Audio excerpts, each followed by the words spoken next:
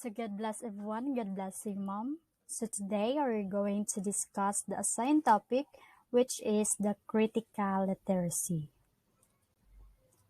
So it will be presented by me, Russell M. Gistupa, together with my partner, Queenie Y. Ubahib.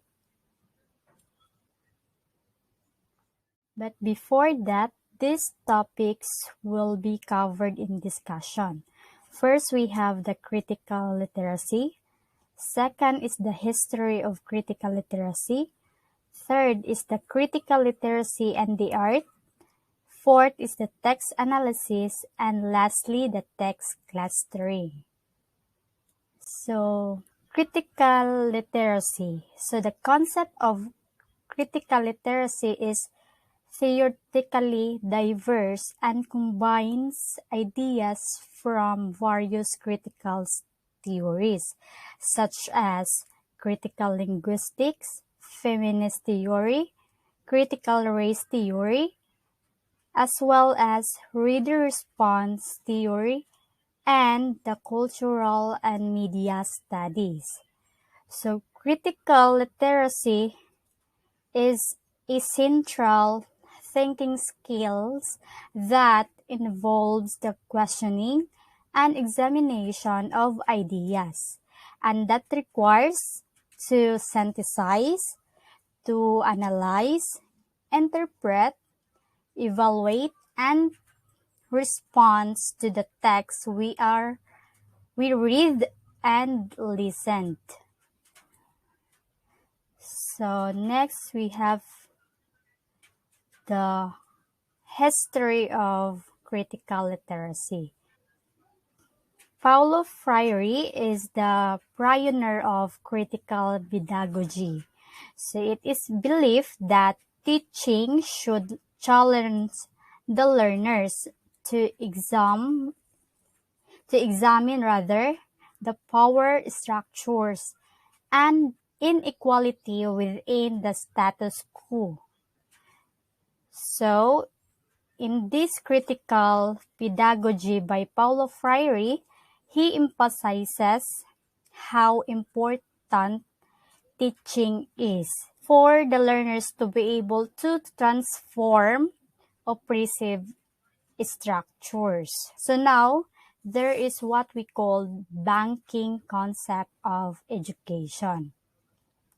So what this banking concept of education is all about? So banking concept of education, it is a way of saying that learners are just a passive. It means that they are not actively participating in the learning process. So they are only expected to receive. So when we say passive, it is just a one way of learning. So there is no interaction between the teacher and the students. So the students only are expected to receive, to memorize, and just to repeat the information. So according to Freire, this empowering effect on learners that can lead to misuse of power. So to solve this, Freire has an antidote to this dehumanizing approach, and that is the critical thinking and pedagogy. With that, it would be encouraged the participation of the learners. So now, the critical literacy was later established more prominently with Donaldo Macedo, 1987, where Freire and Macedo published their very first collection. And it was an expansive volume about the critical literacy and the pedagogy. So now, in it, they argue that those who are critically literate can understand not only how things or how meaning is socially constructed within the text, but also the political and economic context in which those texts were created and embedded. So, although Freire and Macedo were the first ones to discuss this idea on their collection, not until 1993, when was Langshire and Peter McLaren issue what was become the seminal text devoted to the topic. So, now, according to Langshire and McLaren, literacy is more complex than the traditionally defined skills of reading and writing. So, critical literacy for them, according to Langshire and Peter McLaren, that it is the emphasis of social construction of reading and writing, as well as the text production within political, cultural, and institutional structures. So, Langshire and McLaren argued that critically reflective teaching and research that focuses on both forms that literate skills, takes social practices and those uses to which those skills are employed. So that is why the authors have identified different forms of educational practices. So we have three. First, the liberal education. Second is the pluralism. And third is the transformational praxis.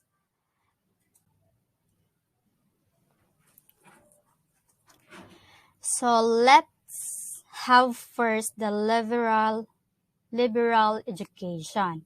So when we say liberal education, it is defined as an approach to disciplinary knowledge where intellectual freedom exists and where disparate interpretations are considered. So for example, in a classroom, so through advocating honest dialogue between the teacher and the students, so both parties learn together, just like discussing an important issue, so that would encourage critical literacy in the practice of liberal education, rather than following the banking concept of education as what I've explained earlier. So that it is a traditional method wherein the students are treated as an empty containers to be filled by the teachers whose primary role is to lecture and pass on the information that students must receive and recite. So critical literacy seeks to transform the way school teach. All right, so next is the pluralism. So a pluralistic society is a diverse one, meaning it has different sorts of people with different sexual orientations, races, and cultures as well as religions.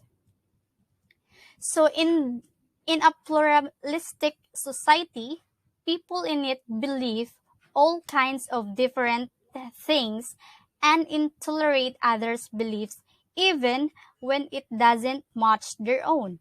So the first step of critical literacy in a pluralistic society involves awareness and consciousness to those who are mistreated and to those who bring mistreatment. So mistreated, often not conscious that they are oppressed.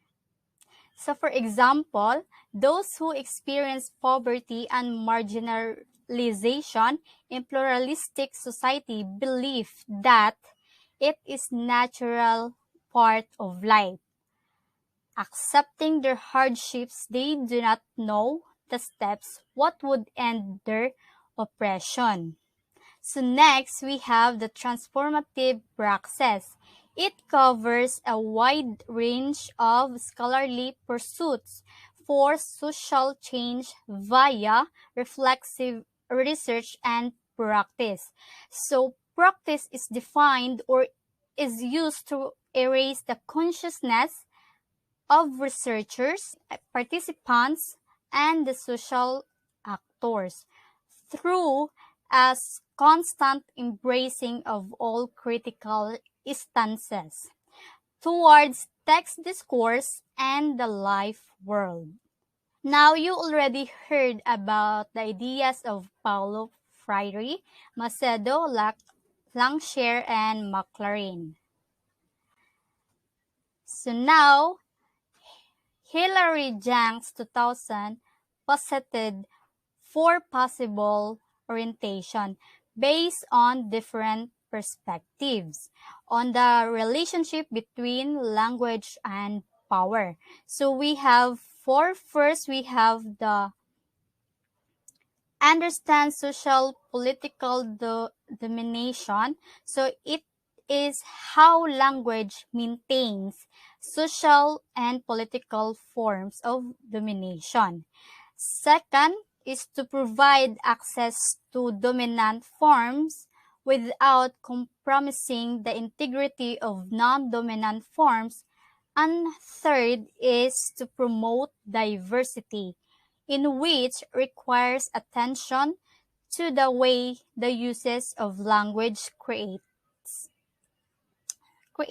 social identities. And for the last one is to bring a design perspective that emphasizes the need to use and select from a wide range of available cultural sign system, although frequently taken in isolation. So she argued that it is through independence of these approaches that learners can fully engage theories and pedagogies of critical literacy. So I hope you learned something about the history of critical literacy. So next, critical literacy and art will be discussed by the next reporter. Critical literacy and the arts. Critical literacy and the arts is the creation in the artistic product by individual perception, intersection upon others. So, according to this definition, he point out the word creation meaning you have in doing something. And of course, critical thinking or conception to important role in doing critical arts. But this is the different from others' definition because a certain from others' definition according to Luke 20:20, he defined critical literacy in two ways. So first, he defined critical literacy is construct of words allows students to see how text works, to construct their words, their cultures, their identity, and powerful. So according to Luke, when it comes in critical thinking, we have different perception based from our cultures and identities in constructing of words, and also according to his second definition, he believes that critical literacy is text as a social tools, understand how text can be used as a social tools in ways that allows to construction of these same words. Luke's believe critical literacy can be used as a social tool, particularly when we express our ideas, perception, opinion, even our beliefs when it comes particular things. In the other definition, based in Prabhupada Hindu, literacy and the art can has developed approach why did a cause within the school, but this approach are necessary but not sufficient said of social. practices for critical literacy. Our recent version of the model, the following description. First is coding practices development resources as a code breaker. How do I crack this text? How does it work? What are its patterns and conventions? How do the sounds and the mark relate? Stringly combination, and the second one, text meaning practices. Text meaning practices developing resources as a text participant. So here are some examples that following. How do these ideas represent in the text string together? What are the cultural meaning and possible readings that can be constructed from this text? Okay, so what is the purpose resources of the model? It provides framework to explain the student how take different stand tasks as readers. Readers depending on the task on the text. Okay. Instead, the student may focus more on the code breaking or some tasks on text but shift focus, using the text analyzing for the other tasks on the text. Textual analysis. Textual analysis, it involves questions like what is the subject or topic of the text, or what values does the author assume the readers holds. Is an example of textual analysis. Basically, textual analysis is a guide for the learners by asking them systematically. Another approach and analyzing is use the checklist as CARS. CARS stand for credibility, accuracy, reasonableness, and support. So this one originally developed to use in evaluating website. So first, let me discuss the credibility. Credibility, it refers the authenticity of the author, the task credibility of the text. You should include examine the author's credentials of the quality of the content, as also to necessary to look biography details on the education and training and experiences, and you may also to include the publication or area of the update to date text. Second, accuracy refers to the update the information. When we say up to date, information needs to be factual, detailed, exact, comprehensive, and most of all updated. So when judging the accuracy, it includes and comprehensive, so you have to pay attention to this.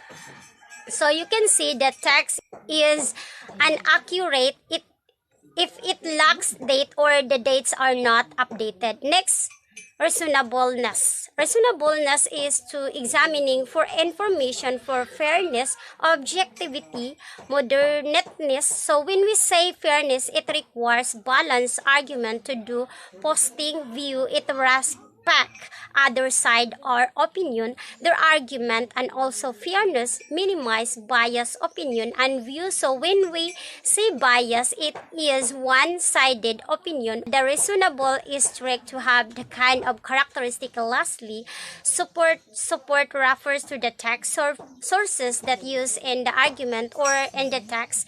It's strengthen credibility of the text or the argument itself, and also a support from such bibliography reference and corroboration. We can notice that most book text and even people disagree right should have a support to claim our argument that was present in a paper. So again, it's me. So when we say text clustering, it involves confronting students with texts, which obviously contradict each other. The task is to use whatever evidence they can find to try to make judgments about where is the truth and the actually lies. So sometimes these judgments are relatively easy. News reports, peer tests, and everyday texts are good materials for text clustering. So to wrap it up, let us always remember that critical literacy is a vital element to teach pupils in 21st century. Also, critical literacy is the central thinking skill that involves the questioning and examination of ideas and requires one to synthesize, to analyze, to interpret, to evaluate, and to respond the effects that we read and listen to. So above all, texts are always situated in the field of power with economic and cultural and social exchange involved. I guess that ends our discussion for today. If do you have any question for us, don't hesitate to send us message via Messenger. That's it. Thank you for listening us today. God bless and bye.